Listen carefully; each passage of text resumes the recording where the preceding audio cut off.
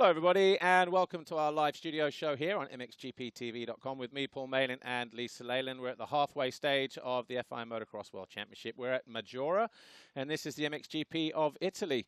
And coming up on today's show, we have WZ Racing KTM rider Oriol Oliver. We've got Red Bull KTM Factory KTM rider Jeffrey Herlings. And we've also got 1986 125cc World Champion Dave Strijbos coming in. But before we meet the guest, Lisa, over to you. Halfway stage, but seems like it's taken a while to get here. But I think the second half, in my opinion, is going to fly by. Do you think it has? I feel like it's flown by already. Really? I don't even know how it's the halfway stage. I don't know. I think those last Do you think it, no, I think it's gone like that. 7 weeks has done me. I feel like Argentina was only yesterday.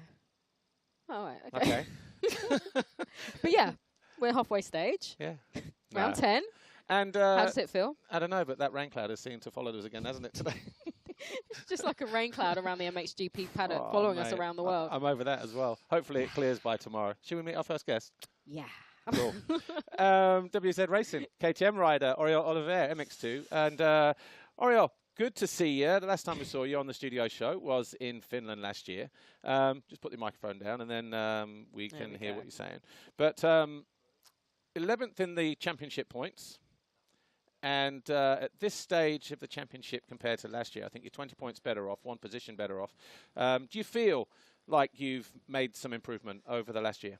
Yeah, I would say that I start a little bit slowly, like last year. But I think I make a step even better than last year. So now I'm getting really good. And yeah, like you said, I'm 20 points more, even more, than last year. So yeah, it's always good to battle with the front guys. This is what I really love and motivates me to continue. Yeah. Do you feel in some ways that your riding has improved as well? You know, because you know, we'll talk about the season in a moment, but you know, just being on the bike and everything that you do you feel that you are improving? Yeah, I think speed-wise, like we are working with the team, trying to develop also the bike a little bit to improve even more. And yeah, we said with the team, our goal is top 5, so it's what are we trying. And it's good to have some good teammates. Max is really fast also in European. It's good to have him on training. Ryan Alexanderson also. We are battling every training and working hard, so yeah, I'm happy. Cool. It's been a season of two halves for you. Like you said, the season started quite slowly, perhaps a little bit inconsistent. Yeah. What would you put that down to? The first 5 races. Yeah, I don't know, but yeah, last year was the same. I don't know why, but I would say I'm like, every race I'm getting better and maybe, getting the rhythm of the racing, just like that, yeah. Well, this was your first time in Argentina. Was that a track that you enjoyed? Did you like that experience? And was it what you had expected it to be? Yeah, I struggled a lot in that track. I don't know why, also because I was sick 1 week before, maybe that affects a little bit. But I would say I was not ready in the beginning of the season, and yeah, the track from TV looks really nice, but then when you are there, was actually, I struggle a lot, yeah. Yeah, the ground is quite strange. Yeah, sketchy. Like, you can be so confident and so calm, let's say, and comfortable, but then suddenly you have a kicker that you don't expect, and it can, affects, yeah. And obviously Trentino was another one of those races in the first 5 rounds where, you know, there were moments where you looked good, but overall the weekend wasn't perfect. But, you know, that was probably the last time that we saw that, though. You seem to sort of make improvements after that a little bit. There was a little bit click on my mind. Second moto, I make a good start. And from 30-something gate, I was really far because in the qualifying, I had some problems with the wheel. And I could battle a little bit with the front guys. And, that gave me motivation. And, it was a click in my mind, I think, because, it's important to start in front and battle with the guys. Yeah. Well, as we said, season of 2 halves. The last 5 rounds have kind of like changed a little bit, and we've seen that visually because, you know, you scored points in the last 4 round qualifying races, which is obviously quite a big thing because you're scoring points there now as well for your championship. And you finished inside the top 9 in your last 5 races, you know, on Sunday. So, as you say, there's been a switch. Are you feeling confident now every time you go to the gate and every time you line up? Yeah, I'm feeling comfortable, and I think it's really important to get the start in front, and every race you get better because of this, because you start with the guys, you take the rhythm of them. So I'm really happy, and actually Latvia was a really good one. And I hope I can continue like this, Well, like you mentioned, Latvia, 6th and 7th, your best results so far this season. Do you feel like maybe like that top 5 is possible, and even, dare I say, top 3? Yeah, it's possible. It's possible. I mean, now I feel it more like it's more near. And yeah, Latvia was a really good one. Finally, we started in the qualifying race, finished 7th, and then second moto battle all the moto in 5th position. I think 3 laps to go, Liam passed me, but then I was catching him a little bit, trying to make the pass. I was in my mind top 5, but then I had a crash and I couldn't. Yeah, lucky I could finish in 6th because the wheel was really sideways and yeah, was really difficult to finish and raining all the last part of the moto. And second moto, okay start, lucky I was inside. And yeah, some riders also, they crash, so I make some passes, but stay there until, yeah, last laps cost me a little bit of maybe physical stuff, because when you are not used to be in front, yeah, then maybe you get physically more tired, but we are getting better. How were the track conditions there, actually? Because they were different for both races. The rain at the end of the first race, but before that was okay, and the second one was good? Second one, they ripped almost all the track, so it was like flat, but it was wet, so actually it develops quite bumpy fast, so I think they make a good job. Yeah. Okay, well, Indonesian race is coming up. You didn't go last year, did you? No. Are you going this year? Yeah. Are you looking forward to it? And what can we expect from you there? Yeah, 2 races in the same track, no? Yeah. So yeah, we'll be okay to stay there first time. I think it's really good. Finally, I can make all the season. My goal in the championship is to finish in the top 10, even if it's possible 9 or 8, we will see. But looking forward, yeah, I think it will be a good experience. I like Lombok. Yeah. I'm really looking forward to it. Lombok is good. You will enjoy Lombok. Yeah. Lombok is the one that is same as Argentina, I think, the ground, yeah. Yeah, that was the new track. Yeah. Actually, Sambara is one on the hills. Yeah. That's the one we're not doing. So the other one is, the flat one. But where it is, the location is perfect. So nice. It's on the edge of the city as well, so it's like quite a busy city. No. You should really enjoy that as well, even during the week if you want to take a couple of days. Yeah. But it's the experience of it. It's not just the GP itself. It's the whole experience of being there, especially for 2 weeks. I think you'll really enjoy it. Yeah, absolutely. Cool. Looking forward. And also that makes a difference to your championship as well, because you have a goal to say, I want to try and finish as close to the top 5 as possible. Yeah. When you don't go to Argentina, you don't go to Indonesia, you go and then it drops away again. That can be frustrating, but at least you have the opportunity now to do the full season. Especially when Indonesia, like, they go only the good riders, like the riders in front. Yeah. So yeah, today good points is really good, yeah. Cool. Well, obviously, you've been out on track today. Yeah. The rain cloud has followed us, unfortunately. Tomorrow is supposed to be better. How was the racetrack today at Maggiora? Was quite good. Remembers me like last year, the same. There is one good line, maybe 2. But it's rideable, so yeah. They didn't rip the track. They did a good job, so it's possible to ride. Yeah, the track will be okay for tomorrow, I guess. Yeah. And I guess it goes without saying, the start is important.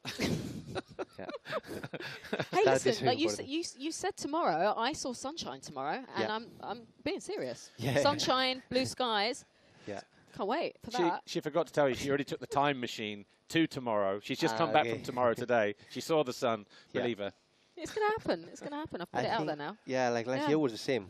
Saturday full of mud, and then when the sun is shining. Yeah. And actually, when there is no rain, it does dry very fast here. It goes very hard pack again. So, fingers crossed, we get that racetrack tomorrow. And fingers crossed. Yeah.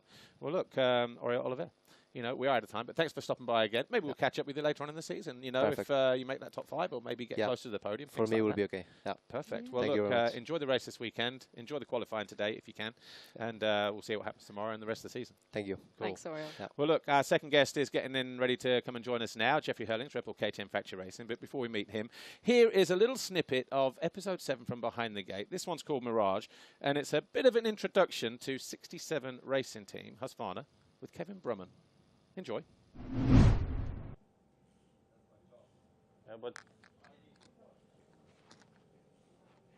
Test 1 2 3. Test 1 2 3. Here we are in Saint-Jean-d'Angely, and I would like to make an intro for 67 Racing. Okay, to Paul Malin, if you ever want to have a stupid second commentator, I'm here for it and I'm up for it. Hello everybody and welcome to the Monster Energy MXGP of France. With me, Paul Malin. We're at Saint-Jean-d'Angely, and it appears this weekend I'm the only stupid commentator here live this weekend because my wingman, Kevin Brumman, couldn't be bothered to turn up for work today. Apparently, he's racing. Over to you, Kev. Konstantin, that's my mechanic. We have here Daniel Stollinger, team manager, and my manager actually. Then we have Marcus Weinbuch. He's sitting at home on the couch waiting to make some good results. Like, we have to make the good results, actually. We try to make him proud. Then we have Mark Schoy, our second MXGP rider, keeping us up every weekend because he's the only one who was riding. That's the only guy who's been working. You see, my mechanic is just sitting on the knees.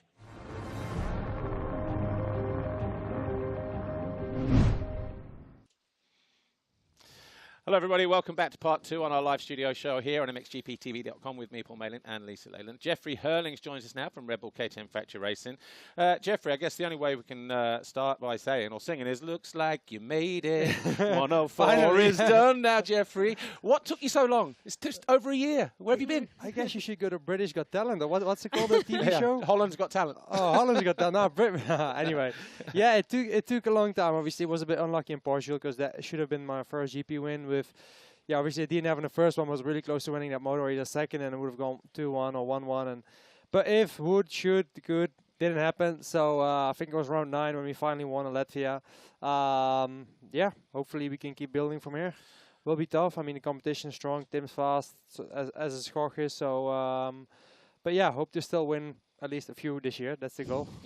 Well, obviously, confidence is a big thing in motocross and all the rest of it. And obviously, the longer that was going on, you know, obviously, we're not just talking this year, we're talking from last year. And obviously, you missed some races last year. Was there ever a point where you were starting to doubt, man, is that win ever going to happen this year? Or have you always been a believer? I've been a believer and a believer. No, I really thought I could have won still a race this year. I knew, especially the first 4 or 5 races I went into the scene, I was like, okay, yeah, I haven't raced 22. I've raced half of 23 basically. So I'm far behind the rest. I'm not getting any younger. I'm turning 30 in a few months from now. There's the system, yeah, I know. But so I knew it was going to take a while. I expected to come a bit quicker because most for the championships I'm pretty far behind. I know we're halfway the season actually on this round, but I'm somewhere in the 60 points behind. Yeah, definitely the DNF didn't help. But yeah, I wish it could come earlier, but I still hope and I still believe I can still win a couple this year. I got a few good tracks coming, like Lommel, Arnhem. Those tracks I really, really like. So, yeah, there we should at least fight for the win. Yeah. Yeah, exactly. Well, like Paul said, win 104 is in the books. But it was actually touch and go, wasn't it? Because if Tim had passed Jorge, he would have got the GP win. Were you aware of that during the race? Yeah, I'm good with numbers. I'm really good at numbers. You I was are, aren't counting. you? You know so I everything. always kept like an eye on Tim and Jorge, and at one point with about 5-6 to go, I saw he was closing into Jorge. I was like, okay, I need to make something happen. So I went straight to close into Tim. And then I was like, okay, Jorge, he will not mess this up because he's very, very good under pressure. This track was almost impossible to pass when you're almost same speed. So I was like, nah, we should be good. So, but I was fully aware of that. I knew if Tim would have passed Jorge, then yeah, would have been game over. But Jorge kept strong. Yeah. Well, you obviously know that you should be winning and you can win. You know what you're capable of. Do you feel perhaps, Jeffrey, perhaps a little bit more relieved coming into this weekend, almost like the monkey is off its back? I've had that win now and you're a bit more relaxed. Yeah, definitely. It definitely helps, you know, finally have the win. It was not that I was dominating. Okay, I had the win. It's not that I was lucky to win, but, you know, I was good, but it's not like it was like a dominant win or anything. Right. But I feel like there's still a lot of potential, and I mean, I'm a little bit underdog right now. Everybody always expects him and Jorge to win, and I'm just like, yeah, the fifth wheel on the car, let's say. But still, you know, I'm holding on tight, and yeah, when I get more opportunity, I try to take it. And yeah, also the season's not over till it's over. Anything can happen, especially you see this year with all the rain we had again today. You know, it's a long season, man. It's still 11 races to go right now. So yeah, it ain't over till the fat lady sings, as they say in England. There's a few of them around here. Yeah, exactly. Paul Malin. What? Thinking out loud. Well, look, you got a good couple of starts last weekend as well. Had conditions been a little bit drier than they were? Because I sensed that, you know, even in that second race, you were just maybe sitting back a little bit, didn't want the roost off of Tim's rear wheel. Well, I actually couldn't follow. I'm also going to be honest. Like, it's not like at the beginning, I was like, I don't want the roost like the first 2 laps, and then I was like, they start pulling around. I was like, I need to hold on, but I just couldn't. And they, honestly, I'm just going to be honest, they were a bit quicker in the beginning. But halfway the motor, I felt like I had the speed to close them back in. I did close them back in, but just the opening few laps is a bit my weak point for now. Yeah. Well, I mean, the only bit I was going to add on to that was because of the fact that could you have pushed had it been dry, but you just answered it. You weren't on their pace. No, they were faster. Like until now, always when it's dry, especially the first 5 laps, they're faster. And once, after 4 or 5 laps, 10 minutes into the race, I most of the times have the speed like what they have, or either I need to hunt them down, close them down, but I don't have the opening speed yet.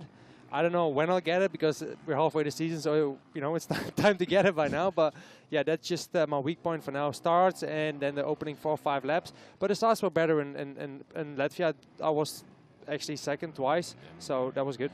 Well, we've mentioned the weather a moment ago, conditions and stuff. Your 3 race wins this year have all come in difficult conditions. We just saw Portugal a moment ago. France, great move on Romain, by the way, at the bottom of the hill.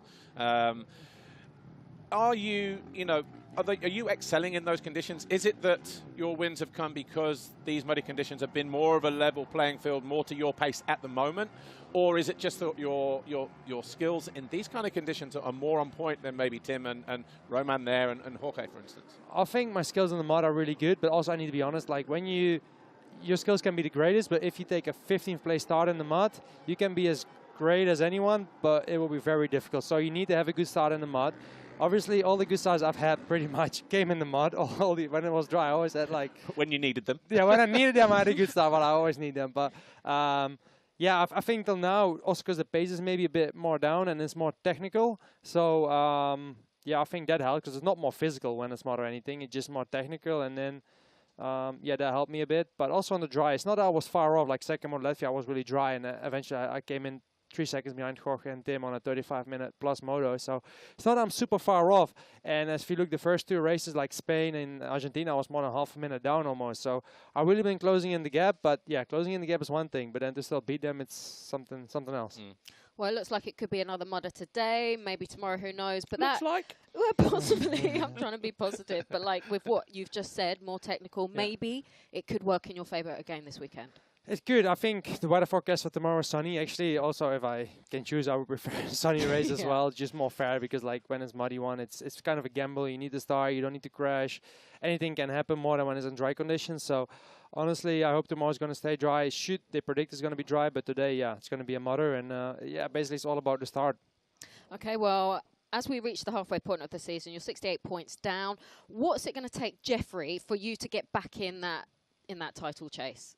Maybe start winning. That's the most. More conditions like today, for instance. Yeah. No, I think I really need to start winning. But right now, I think I'm a believer. So I keep believing it's not over yet. But I'm also going to be realistic. Like I don't have any overspeed on Tim and Jorge there. I can run the same speed, but it's not that I will dominate from now on every single motor. That will definitely not happen. So I think this year I need to be lucky if I still want to have any chance on the championship, or I need to start going 1 or 2 seconds a lap faster, either one of the two. So for this year, just going to try to be as good as I can and keep fighting, and maybe we'll get lucky and maybe I'll start riding better, and if not, then I'll also be happy with a 3rd place. Definitely a 1st place would have been way better, but for now we're only halfway of the season. So much more can happen. So let's just look race by race. Exactly. And also, before we let you go, you're not taking much of a break in schedules at the moment. You're riding British Championship Series at home, like where I'm from. Yeah, it's good, huh? Yeah, I mean, are you enjoying that? Is that helping you with your preparation with gate drops and that intensity and those kind of things? Because you got another one next weekend before Indonesia. I'm actually racing every single week. First of all, because when I'm at home in Holland, like a lot of people ride motorbikes. But like, I always take this example. When I buy a football, I'm not on the same field as Cristiano Ronaldo or Lionel Messi. In Holland, you buy a bike, you're on the same track like me or Prado, whatever. So, and it's very, very dangerous. It's hard to get tracks in private, so I prefer to do races. Definitely the start is dangerous and the race is also dangerous, but yeah, flag marshals, and I like that more and just have the race rhythm, and I really actually enjoy it. Also, the level is normally a bit less than MXGP, so I can really take it as a good practice, focus on the start, have guys next to me, and I just really use it as a practice. And actually in England now, we did the first 2 races, and they actually really like that I come and race. Maybe not all of them, but most people like it, and I like it, and the trip is not that bad. So I just like doing races way more than doing practices. And 20 seconds. you're rekindling your relationship with Tommy Searle. You're having a good, being a part of his YouTube blogs and everything else. And I guess you got some support with Stebbins as well. Yeah, everyone like Dirt Star got new sponsor in England actually, and I'm very happy. Like he's helping the program and stuff like this. So yeah, it's been really a lot of fun. And Tommy actually he's a mint guy. So yeah, he just got a bit slower though than when he used to race me. I won't tell him you just did. Anyway, Jeff, good to see you. Enjoy your weekend and the rest of the season. And maybe we'll catch up again later on. Thank you. No worries. Right, our final guest is a former world champion, 125cc, 1986, from Holland. Dave Strijbos joins us next. He's right up after Camper Life with Romain Febvre from Mirage, episode 7 of Behind the Gate. Leading up to France, good vibes. I've been on 6 races, 5 times on the podium, so consistency.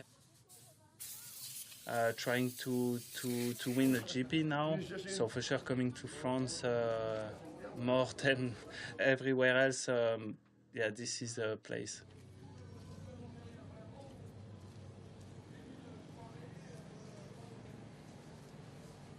Yeah, it's good to be able to take the camper sometimes because as we have a daughter now, it makes it more easy, especially in France.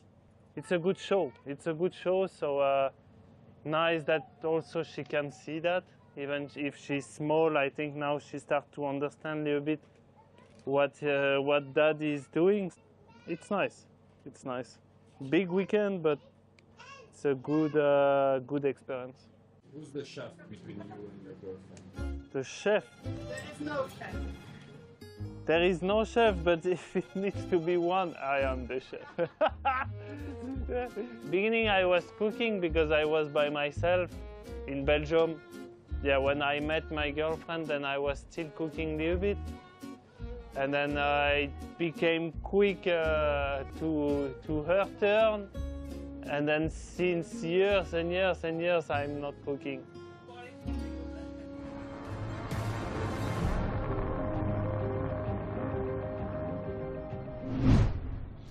Hello, everybody. Welcome back to our live studio show here, MXGPTV.com with Lisa Leyland and me, Paul Mayland. See what I did there? Put you in the other way. It's our final part here. We're round 10 of the FI Motocross World Championship, the MXGP of Italy, and we're at Maggiora. And our final guest, from 1986, he was a 125cc world champion, Holland's first world champion as well, Dave Strijbos. Dave, good to see you here. And like I said, for those riders and fans that are watching today who don't know, you are a 125cc world champion. You've been there, you've seen it, you've done it. Although back then, the times were a little bit different. Tracks maybe a little bit longer, races were longer. What do you kind of recall from racing then compared to First of all, thank you that I be here from you. As a rider, you was also a rider before in my time. So, it's really different time now. I mean, I remember the time on Saturday, we need to qualify with 120 riders. Yeah. And, it's a big change, But it's good also now. It was a different time, but time changed, everything changed. So, I'm quite happy that I still be here, I enjoy the races. And, we see what's happened. And motocross is still the same. Dirt bikes going around a track. The one who wins, in the quickest is the winner.